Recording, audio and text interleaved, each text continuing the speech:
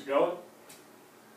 Alright, so first I'd like to give a shout out to everybody here, Kevin, Dylan, Slayton, Shannon, Drew, Spencer, all you guys. Really appreciate you guys being here on such short notice. So how many of you guys know who Jim Valvano is? One, two, three. Alright, well, he was a head basketball coach at the University of North Carolina, but before we get into that, I'd like to give a little background of who he really was and where he came from. Mr. Valvano had many accomplishments in life, and today I was going to talk about those. He was born in 1946.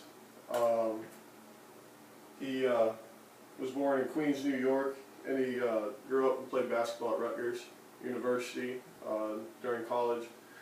He eventually got hired at NC State, which is the where he ended up starting his coaching career. Now, Mr. Valvano was a very successful coach, and he ended up achieving a record of 346 and 210 throughout his career. Now, he didn't start off at NC State, but he did eventually get hired. He was an assistant coach for a while at some other colleges, and he's most well known for his national championship victory against the #1 seeded team in the tournament, which was the Houston Cougars, and he beat that team 54-52. One of his players had a putback dunk on an air ball as time expired to win the game, and a lot of people figured that Houston was going to win because they had two Hall of Fame basketball players that eventually turned into Hall of Fame basketball players in the NBA, and Valvano's team was a very low seeded team, and the only reason that they had gotten into the tournament was because they won the ACC tournament before then.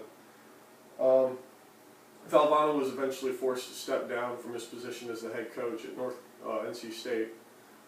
He was accused of having some recruiting violations and giving players some extra benefits to go to their school. And although that was never proven, he did step down because his players weren't achieving proper grades, and he had said that they were. So after basketball, Coach Valvano went into the broadcasting business. He started his own TV network. He became a commentary guy for ESPN, and he won the ACE Award, which is the award given out to the best broadcaster, commentator in the nation, and he did that for a few years. He was very successful at it. Him and Dick Vitale both did college basketball games. And in 1992, Jim Valvano was diagnosed with cancer, and that was a very rough time for him. But he preached about not giving up and staying strong through these challenges, and he gave speeches around the country on talk shows, and really went around and tried to help out cancer research. And eventually he started the V Foundation, or the Jimmy V Foundation, and that's a cancer research program, and through that program they managed to raise $120 million for cancer research, and college basketball recently dedicated an entire week to it called Jimmy V Week, and that's where they really try to raise a lot of their money.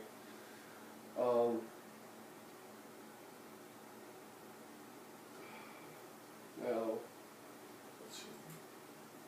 Awards. Alright, now Valvano received many awards during his cancer fight, one of which was the Arthur Ashe Award for Courage, and this was probably one of his most well-remembered awards because of his speech that he gave afterwards.